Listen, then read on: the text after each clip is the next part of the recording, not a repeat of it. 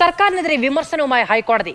സർക്കാർ കേസുകൾ വൈകിപ്പിക്കുന്നുവെന്ന് ഹൈക്കോടതി. കേസുകൾ സമയബന്ധിതമായി തീർക്കാൻ സർക്കാർ സഹകരിക്കണം. ബിനിൽ ചേരുകയാണ് കൂടുതൽ വിവരങ്ങളുമായി. ബിനിൽ, ഏത് സാഹചര്യത്തിലാണ് കോടതിയുടെ വിമർശനം?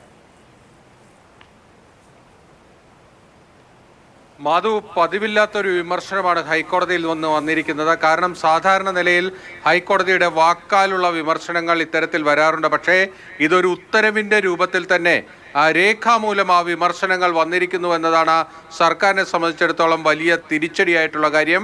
എറണാകുളം മൂവാറ്റുപുഴ റോഡ് ദേശസാൽക്കരണവുമായി ബന്ധപ്പെട്ട ഹർജിയിലാണ് ജസ്റ്റിസ് ദിനേശ് കുമാർ സിംഗിൻ്റെ ഈ വിമർശനം വന്നിരിക്കുന്നത്. 2018 കേസാണിത്. പക്ഷേ ആ കേസിൽ സത്യവാങ്മൂലം സമർപ്പിക്കാൻ സർക്കാരിനോട് ആവശ്യപ്പെട്ടിരുന്നുവെങ്കിലും സർക്കാർ ആ സത്യവാങ്മൂലം സമർപ്പിച്ചില്ല.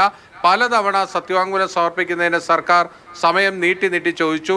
ഇന്നലെ ഈ കേസ് കോടതിയുടെ പരിഗണനയ്ക്ക് വന്നപ്പോൾ വീണ്ടും സർക്കാർ അഭിഭാഷകൻ സമയം നീട്ടി ചോദിച്ചു.